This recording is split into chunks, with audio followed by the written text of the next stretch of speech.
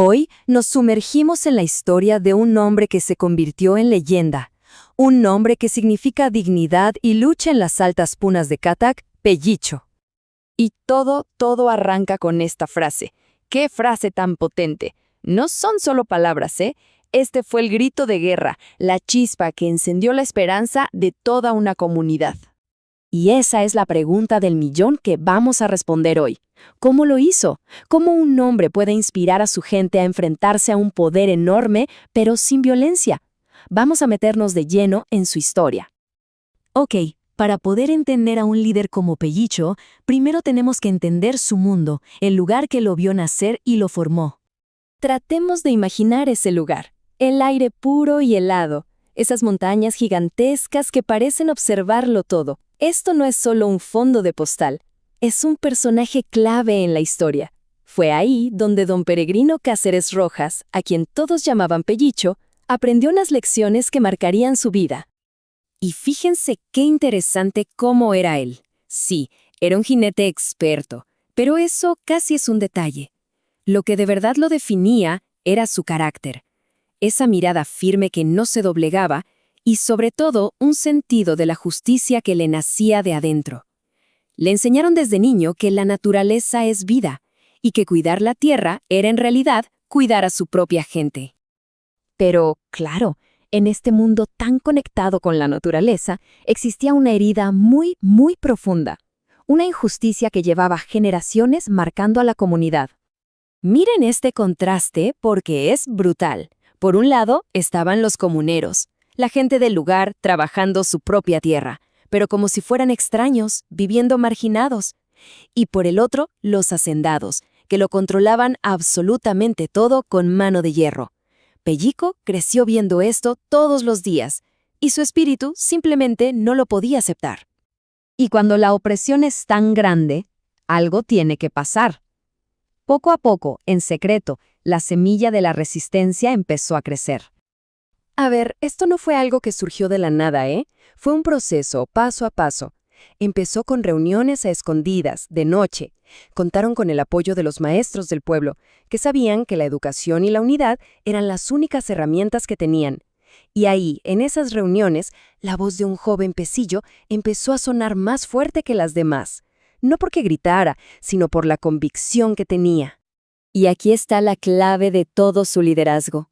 La gente lo escuchaba y lo seguía porque su motivación era genuina. Él no quería poder para él, no buscaba ser el jefe, él buscaba justicia para todos. Eso lo convirtió en un líder natural, mucho antes de que tuviera ningún cargo. Y como en toda gran historia, llega un momento decisivo, un punto de quiebre, donde el destino pone a prueba al héroe. En aquellos años, irse a Lima no era cualquier cosa, era una odisea, un viaje larguísimo y complicado. Con el presidente de la comunidad fuera, se creó un vacío, y alguien tenía que tomar las riendas. Ese alguien fue Pellicho, que era el vicepresidente. Y en vez de dudar o esperar, Pellicho soltó esta frase: "No podemos esperar eternamente". ¡Boom! Con esas simples palabras, la paciencia se convirtió en acción. El mensaje fue clarísimo: es ahora o nunca. Y la comunidad respondió: bueno, ya tenemos la decisión tomada, el líder listo. Ahora veamos cómo esa determinación se convirtió en la acción que lo cambió todo. Y lo más increíble de esta lucha no es solo lo que hicieron, sino cómo lo hicieron. Tenían reglas, principios muy claros. Su plan era confrontar, sí, pero siempre con dignidad. Su arma más poderosa no iba a ser la violencia, sino la unidad de toda la comunidad. Y nunca perder el respeto por la naturaleza. El objetivo final era simple: vivir en paz con su tierra. Y funcionó. No fue de un día para otro, para nada. Fue un proceso lento, a veces frustrante, pero no se detuvieron. Parcela por parcela fueron recuperando lo que les pertenecía. Cada pedacito de tierra era más que solo tierra, era un símbolo, una prueba de que la esperanza le podía ganar a la injusticia.